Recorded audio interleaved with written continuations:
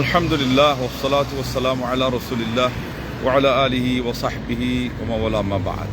তো আজকে আপনাদের সামনে দিয়াবাড়িস্থ মাইলস্টোন স্কুল অ্যান্ড কলেজ এর উপরে যে প্রশিক্ষণ বিমান বিধ্বস্ত হয়েছিল সেই সম্পর্কে বিশেষ গুরুত্বপূর্ণ কিছু বার্তা, যা না বললেই নয়।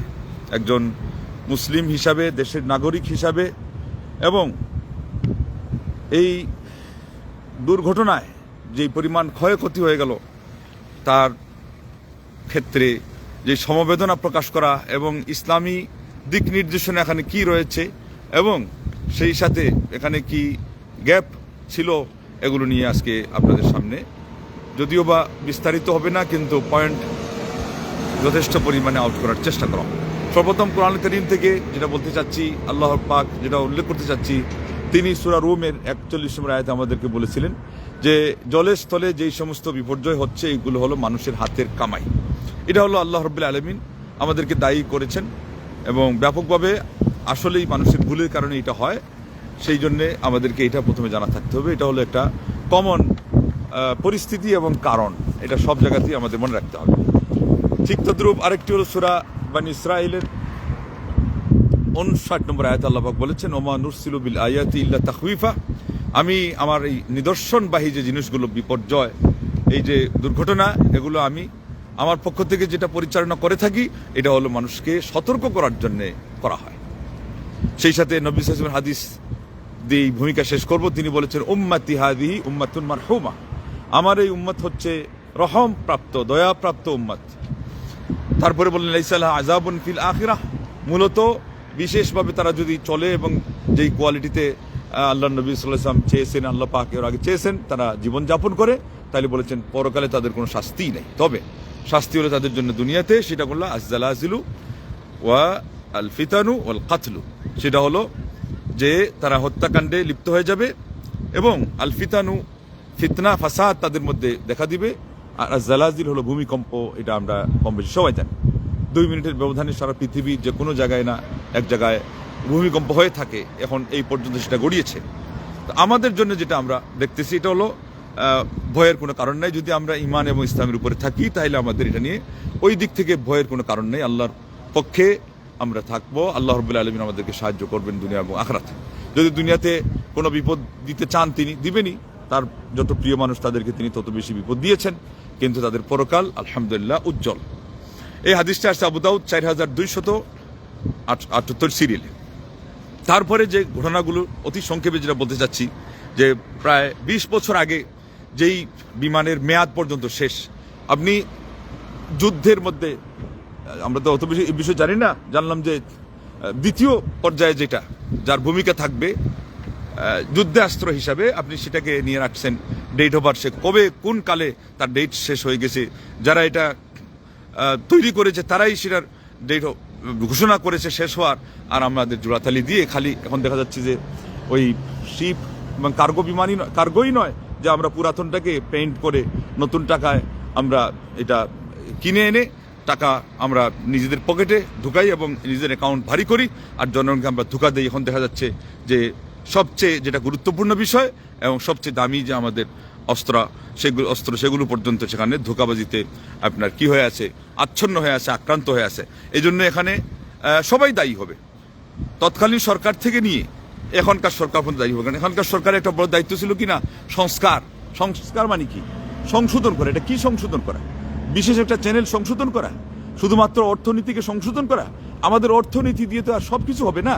আবার অর্থনীতি যদি এটা আপনার ইসলামী নিয়ম নীতি অনুযায়ী নেট এন্ড ক্লিন না হয়, হারাম না হয়, এটা যদি সুদ ভিত্তিক হয়, তো ওই অর্থনীতিটাই তো আমাদের ধ্বংসের কারণ।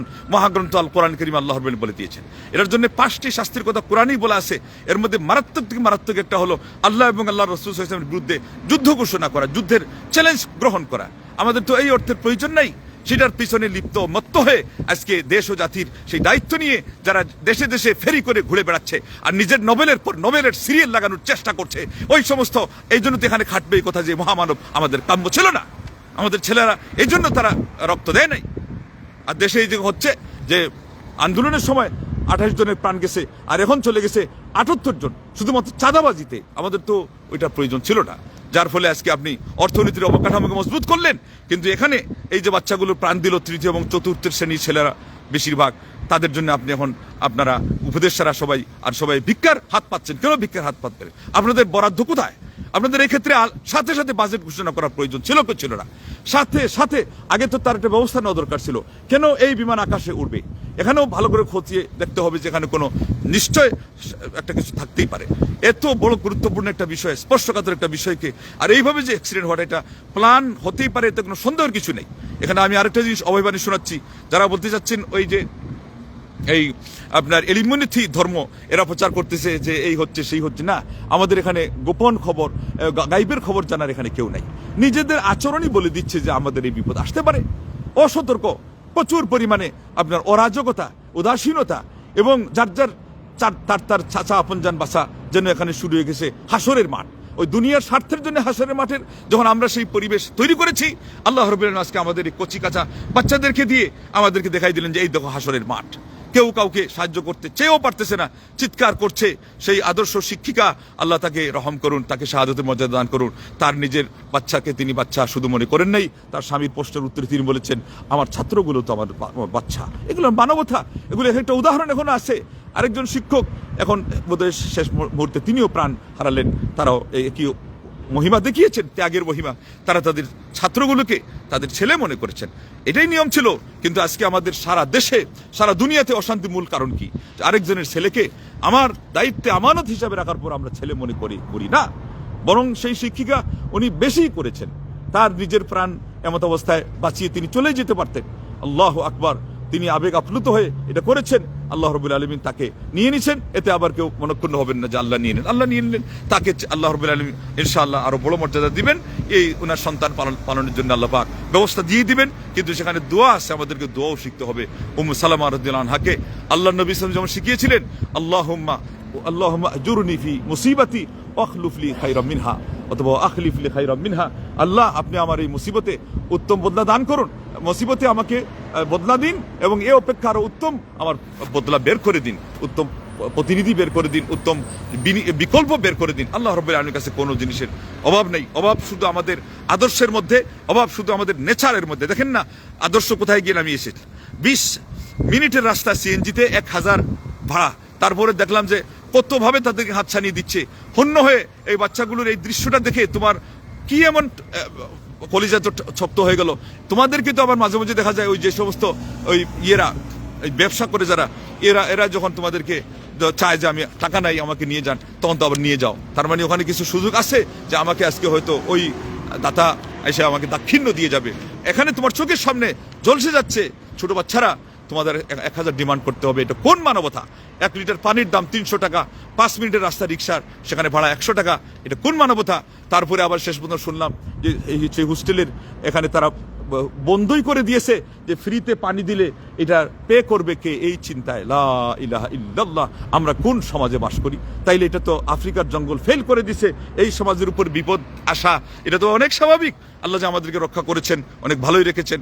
এবং এই যে বিপদ দিয়েছেন এটা শুধু বাচ্চাদের উপরে নয়, এটা পুরা জাতির উপরে, এটা পুরা সরকার যন্ত্রের উপরে আল্লাহ পাক ঢেলে দিয়েছেন যে তোমরা যেভাবে দেশ পরিচালনা করছো এইভাবে পরিচালনা করা তোমাদের, এইভাবে দেশ পরিচালনা করা তোমাদের জন্য মানায় না, এটা উচিত নয়। তোমাদেরকে সজাগ হতে হবে, তোমাদেরকে দেশ পরিচালনা করার কাজে নিয়োজিত থাকতে হবে।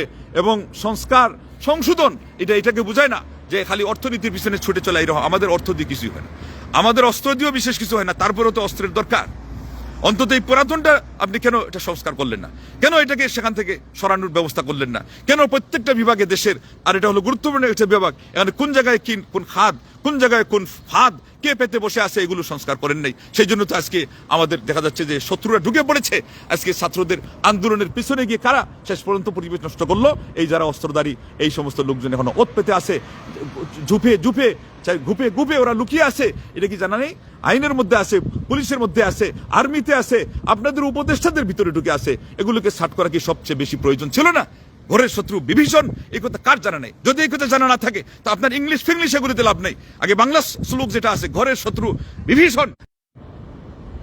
ঘরের শত্রু বিভীষণ হয়ে আজকে আমাদের রাষ্ট্রযন্ত্রের ভিতরে, আজকে আইন আদালতে আজকে তারা ঢুকে দেশ এর শান্তি শৃঙ্খলা সব নষ্ট করছে।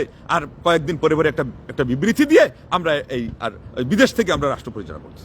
একজন জ্ঞানী বিবেকানন্দ বলছিলেন যে বাহির থেকে নিজের বউকে চালানো যায় না, 2-3 ছেলেমেয়েকে চালানো যায় না, একটা রাষ্ট্রকে সারা দেশে দেশে পৃথিবীতে ঘুরে ঘুরে ফেরি করে চালানো যায় কেমনে। আমি যে কথাগুলো বলছি আমার কথা সঠিক অর্থে বুঝবেন। এবং আমি সমালোচনা যেটা করি ওই সময় থেকে, আন্দোলনের সময় থেকে করে আসতেছি। শুক্রারা যারা বুঝে নাই, আমার কথার মূল্য দেয় নাই এবং নানান মন্তব্য করেছে, আজকে কত বৎসর পার হতে না হতে এখন হাড়ে হাড়ে সবকিছু টের পাওয়া যাচ্ছে কি যাচ্ছে না, রাষ্ট্রযন্ত্র পরিচালনা করতে গেলে কিভাবে পরিচালনা করা লাগে আমরা সেই বিষয়ে।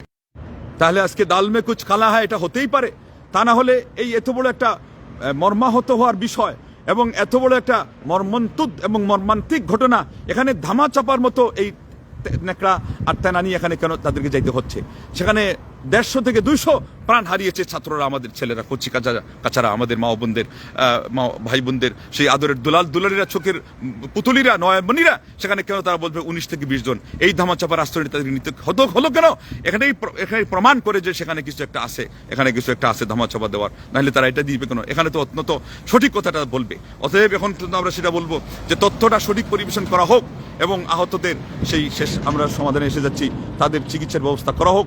যারা মারা গেছে তাদেরকে আমরা যেমন দোয়া করব, ঠিক তদ্রুপ যারা সরকার যন্ত্রে আছে, দায়িত্বে আসে, তারা তাদের অবশ্যই তাদের দায়িত্ব নিবে, তাদের ক্ষয়ক্ষতি পূরণ করার দায়িত্ব নিবে। যেই শিক্ষক এবং শিক্ষিকারা তাদের জন্য চেষ্টা করতে, তাদের জন্য প্রাণ বাঁচানোর জন্য আপ্রাণ চেষ্টা চালাতে গিয়ে তাদের জীবন দিয়েছেন অথবা যে কোনোভাবে ক্ষতিগ্রস্ত হয়েছেন, তাদের ক্ষতিপূরণ দিয়ে তাদেরকে আরো সম্মাননা দিতে হবে। এইটাই হলো সবচেয়ে যোগ্য একটা জায়গা, যেখানে আপনি যদি কিছু একটা করেন তাইলে এটা হবে আসল সম্মান, না এটা হলো আসল সম্মানের ব্যবস্থা। ঠিক তদ্রুপ সেখানে আরো যারা স্বেচ্ছাসেবী হিসাবে কাজ করেছে, তারা নিঃস্বার্থভাবে কাজ করেছে, এদেরকে খুঁজে বের করে তাদেরকে পুরস্কৃত করা এটা অত্যন্ত গুরুত্বপূর্ণ একটি বিষয়। এটাই কি করবে, আগামীতে এই ধরনের কোনো সমস্যা দেখা দিলে অন্যকে সহযোগিতা করবে, তাদেরকে এনকারেজ করবে, তাদেরকে আরো সাহস যোগাবে এই বিপদে তারা এগিয়ে আসার জন্য।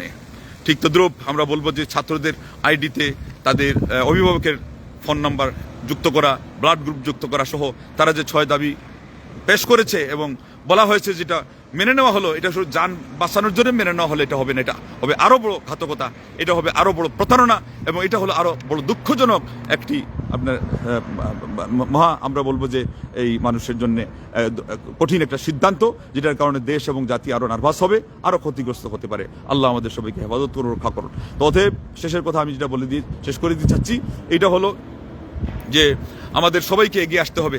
আজকের খুতবাতে, আগামীকাল পরশুদিনের খুতবাতে প্রত্যেক মসজিদে, আমি বলছি না যে পুরা খুতবা এখানে চলে যাক, কিন্তু একটা বিষয়, আমি বলছি না যে শুধু একটা ঘটনাকে কেন্দ্র করে হোক, পুরো একটা বিষয় কেন্দ্র করে, এই বিষয়কে কেন্দ্র করে বলা হোক যে মানুষের দায়িত্ব কি, অনুভূতি কি পরিমাণ হওয়া দরকার, মানবিক আমাদের কতটুকু হওয়া দরকার, ইসলামের নবী আমাদেরকে কি শিখিয়েছেন। আজকে ইসলাম থেকে বাইর হয়ে গিয়ে আপনার ওই হিন্দু ধর্ম থেকে একটা বাইর হয়ে গিয়ে আপনার ওই বৈষ্ণব ধর্ম আপনার রচনা করে বলতেছে যে সকল ধর্মের আসল কথা, মর্ম কথা, সবার উপরে মানবতা, আর একটা মানব ধর্ম নাম দিয়ে দিবে। আমাদের নবী সাল্লাল্লাহু আলাইহি ওয়াসাল্লাম হলেন টিচার অফ হিউম্যানিটি, সারা বিশ্বের তিনি মানবতার শিক্ষাগুরু, দীক্ষাগুরু। আমাদের ইসলামের পক্ষ থেকে মানুষকে কিভাবে কেয়ার করতে হয়, দায়িত্ব কিভাবে নিতে হয় এবং সরকার যন্ত্রকে কতটুকু দায়িত্বশীল হতে হয়, এই বিষয়ে আপনারা অবশ্যই আলোচনা করবেন এবং বুখারী শরীফে সেই হাদিস স্মরণ করিয়ে দিবেন যে তোমরা প্রত্যেকে রাখাল, তোমাদের প্রত্যেকের রাখালি সম্পর্কে জিজ্ঞাসিত হতেই হবে। তারপরে ওই তাকদীরের উপরে অনেক সময় দেখবেন যে দায়িত্ব পালন করবে না, এরপরে বলবে তাকদীরের উপরে ছিল। আমিও আগের যে আয়াতগুলো পেশ করেছি, আমি আপনাদেরকে বলেছি যে এটা একটা কমন ধারণা রাখতে হবে, কিন্তু এর অর্থ এই নয় যে দায়িত্ব বাদ দিয়ে আপনি শেষে বলেন যে কিসমতে ছিল না। এটা তো হলো না, এটা তো হলো আপনার দায়িত্ব যদি আপনি পালন না করেন, তাইলে এই ক্ষেত্রে আপনার আল্লামা ইকবাল বলে দিয়েছেন যে তাকদীরের উপরে ভরসা করে, এটা হলো জামাদাত এবং অন্যান্যরা, প্রাণীরা এবং আপনার এই নাবাতাতরা। কিন্তু মানুষ যেটা মুমিনের জন্য হলো সে আল্লাহ রাব্বুল আলামিনের সেই তাকদীরের উপরে ভরসা তো করবে, এটা হলো ফিক্স এবং আল্লাহর পক্ষ থেকে যেটা হবেই। কিন্তু তার হলো আহকামে এলাহি, এটা দিয়ে তিনি বলেছেন যে আল্লাহ রাব্বুল আলামিন যে নির্দেশ দিয়েছেন তারা সেটার উপর দিয়ে চলবে। আল্লাহ কি নির্দেশ দিয়েছেন? খুযু হিজরাকুম, তোমরা তোমাদের সাবধানতা অবলম্বন করো। আমরা ওই দুনিয়ার ক্ষেত্রে পর্যন্ত আমরা কি করি, এই ব্যবস্থা ওই ব্যবস্থা, এই সেফটি ওই সেফটি, বাসায় গাড়িতে বাড়িতে ছোট্ট একটা স্কুটারে, আর এত বড় একটা বিমানের ব্যাপারে আপনি এতটুকু খেয়াল করবেন না। তারপরে জনবসতির উপর দিয়ে আপনার প্রশিক্ষণ বিমান ঘুরবে, কেউ দেখবেন না। এটা কোন পাগলামি, এটা কোন মাতলামি, এটা কোন উন্মাদনা। অতএব এটাও চেঞ্জ করতে হবে এই এই এই উপলক্ষে যে আমাদের এই প্রশিক্ষণ বিমান অন্তত এই জনবসতির উপর দিয়ে চলতে পারবে না। নিয়ে যান সেটাকে আপনি সেই সাগরের উপর দিয়ে, অথবা যেখানে খালি জায়গা রয়েছে। সব শেষে এসে আমি বলবো যে আল্লাহ রাব্বুল আলামিন আমাদেরকে কোরআন কারীমের সূরা মুমিনুনের ৭৬ নম্বর আয়াতে বলেছেন, ওয়ালাকাদ আখাযনাহুম বিল আযাব ফামাস্তাকানু লিরাব্বিহিম ওমা ইয়াতাদাররাউন। আমি তাদেরকে শাস্তি দিয়ে পাকড়াও করলাম, তারা তাদের রবের সেই বিধান এর উপর সন্তুষ্ট থাকলো না, আর অনুনয় বিনয় সহকারে কাকুতি মিনতি সহকারে আল্লাহর কাছে কান্নাকাটিও করলো না। এখন সবাই কান্নাকাটি করেন, আপদ বিপদে আল্লাহ যেন আমাদেরকে সাহায্য করেন। আগামীতে এই ধরনের বিপদ থেকে আমাদের দেশ এবং জাতিকে আল্লাহ রক্ষা করেন, এবং সেই সাথে প্রত্যেকেই যার যার অবস্থান থেকে যতটুকু দায়িত্ব আছে আরও বেশি দায়িত্বশীল হন। অবশ্যই আল্লাহ পাক এর জন্য উত্তম পদ্মা দান করবেন। আমরা যারা মারা গেছেন, আল্লাহর নবী সাল্লাল্লাহু আলাইহি ওয়াসাল্লাম হাদিস রয়েছে যে ওয়াল হারিকু শহীদুন, যে পুড়ে মারা যায় সে শহীদ। যারা ইমানের উপরে, বিশেষ করে নামাজ সহ যারা ইমানদার ছিল, তাদের আমরা অবশ্যই আশা করতে পারি এবং আল্লাহর কাছে আমরা দোয়া করি আল্লাহ যেন তাদেরকে শাহাদাতের মর্যাদা দান করেন। আর আমাদের সেই কচিকাচা যারা এখন পর্যন্ত প্রাপ্তবয়স্কই হয় নাই, তাদেরকে তো আলহামদুলিল্লাহ অবশ্যই আল্লাহ অনেক বড় মর্যাদা দিবেন। সান্ত্বনার বাণী হলো, যারা সাবালক হয় নাই তাদেরকে আল্লাহ রাব্বুল আলামিন জান্নাত দেওয়ার পাশাপাশি তাদের মাতা পিতার জন্য তাদেরকে অগ্রিম প্রস্তুতকারী হিসাবে তাদেরকে রিসিভ করবে, এমন ব্যবস্থাপনা নিয়ে জান্নাতে তারা অপেক্ষমান থাকবে। সেজন্য আপনারা সেই সুসংবাদ গ্রহণ করুন, সান্ত্বনা নিন, কিন্তু এরপরেও আগামীতে সাবধান। সবাই হসপিটালের বিছানায় যারা এখন কাতরাচ্ছে, আল্লাহ রাব্বুল আলামিন তাদেরকে পূর্ণ শিফা দান করুন এবং তাদের সেই চিকিৎসার জন্য সবাই এগিয়ে আসুন, আমি সেই আহ্বান জানাচ্ছি।